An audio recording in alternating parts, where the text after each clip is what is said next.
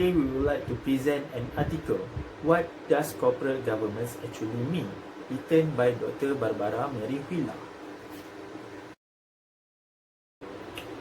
The use of the term of corporate governance intensified during economic changes instigated in the Organization for Economic Cooperation and Development countries, which is well known as OECD from the mid-1980s. Plus, the reputation of New Zealand and Australia business was tarnished by the various corporate scandals and also spectacular corporate failure. For example, we can see in Equity Corp in the New Zealand and also the National Safety Council in Victoria, Australia. Not only that, the high-profile mismanagement of large multinational private sector corporations has brought big media attention to the world issue of corporate governance. This leads to the weakening public confidence to the corporate governance system. In order to restore this confidence, academics stated that corporate governance models needs to be the top priority. To reduce public and political concern over company failure, many proposals were developed to modify the governance of private sector business entities. This proposal, if implemented, promised to improve the accountability of these entities to the shareholder in an attempt to improve or sustain confidence in the share market. So, there are 6 models or 6 theory has been developed in order to understand the corporate governance actually mean. So now, how can we define corporate governance according to agency theory and resources dependency theory? First, what is agency theory?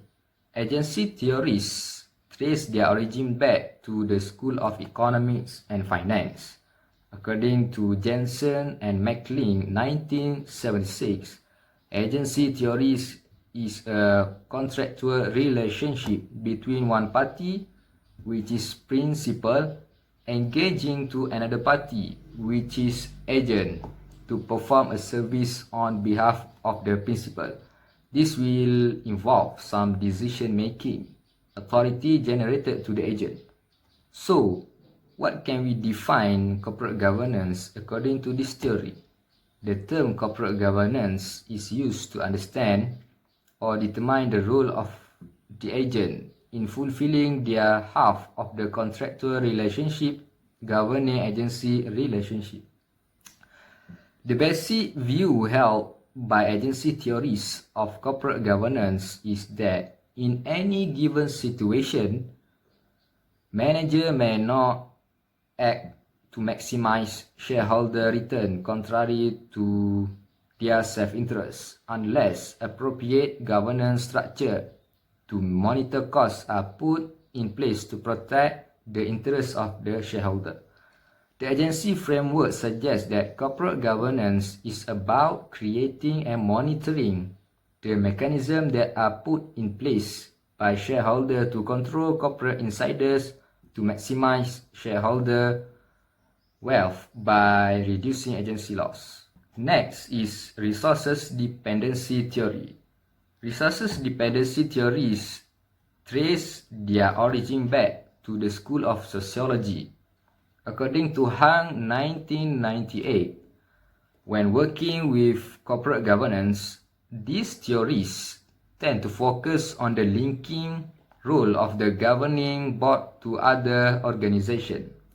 Business organizations use their board of directors as a resource of assessing or observing significant reliant external organizations. So, what we can define corporate governance using this theory? The meaning of corporate governance relates to the structure of the organization in relation to others, such structure and the positioning of these in the wider society. The board of directors is a linking instrument between the organization and the external environment. Under this line of reasoning, we can say that the connotative meaning of corporate governance involves critical metaphor such as the old boy network and the school tie brigade. That's all from me. Next, we move to other theory.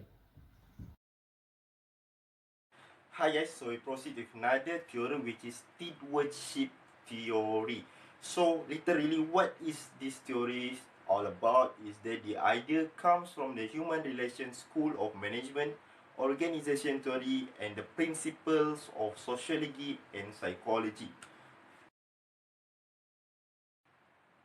How does this theory work? So this theory is much different from the agency theory because the managers is not motivated by self-interest or individual goals, but rather they align themselves with the objectives of the shareholders or the principals. Thus, the shareholders' well will be maximized. However, this theory only works if the shareholders empowering the managers to exercise unencumbered duties, responsibility, and authority in the firm.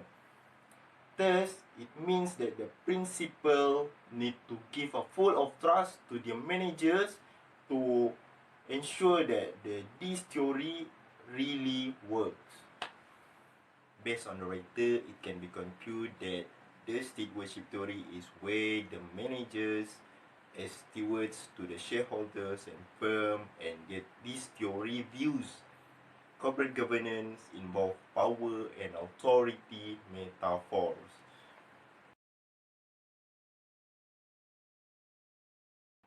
Okay, now we proceed with another theory which is stakeholders theory.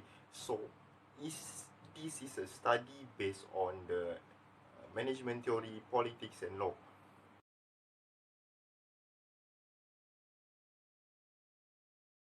It refers to the individuals or group who have legal claims to the firm or the company.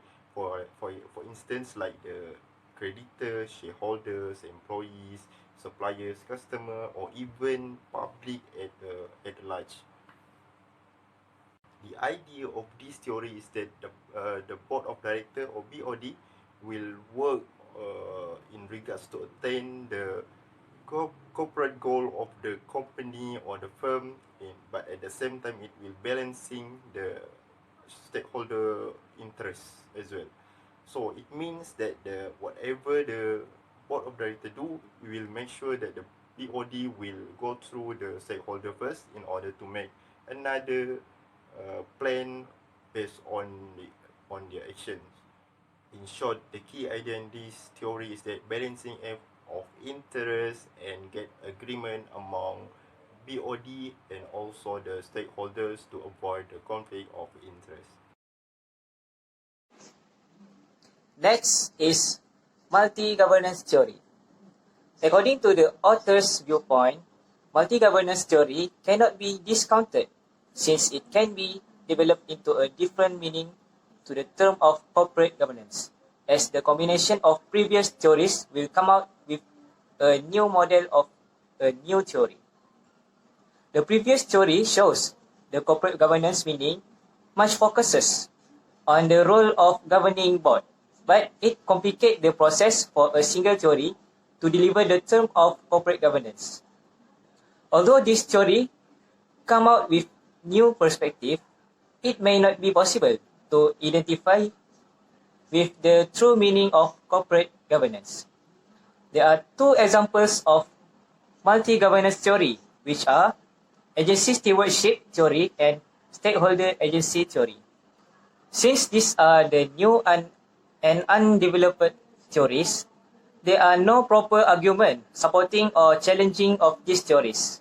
The article also emphasizes the further research to give a new perspective of the meaning of the term corporate governance. Okay, now we move to the theory of managerial hegemony.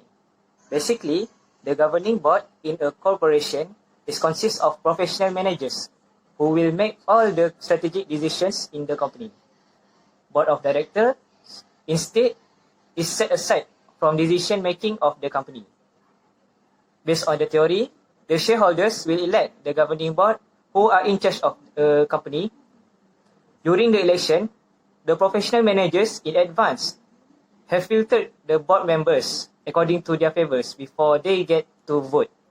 This action is made to avoid the interference of the activities of the professional manager by the new board member. In addition, managerial hegemony theories focus on the role of agents, which are the professional manager and board of directors. It suggests that the board of directors will not get involved in strategic decision-making of the management. It also mentions that professional manager will resist calls for board involvement in the decision-making. The board of directors will play the cameo role as the appearance of governing board decisions. Furthermore, there are three reasons of board of directors being as cameo within the corporate governance framework under this theory. First, professional manager can effectively appoint and reappoint board members at their consideration. Second, directors who tend to be adept on the board are identified as understand to the company politics.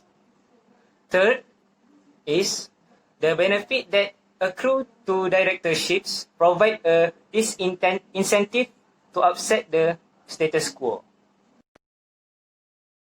To conclude, this paper identified the cognitive meanings and theoretical bases used by the academic writers in the study of corporate governance. It is evident from the literature that cognitive meaning given to the term corporate governance vary depending on the theoretical viewpoint of the writers. As we can see, each of the 6 theories convey a different meaning when using the term of corporate governance. As revealed by the literature, there are huge differences of opinion as to what corporate governance can mean. However, agency theory perspective dominates the literature. Okay, that's all from us. Thank you.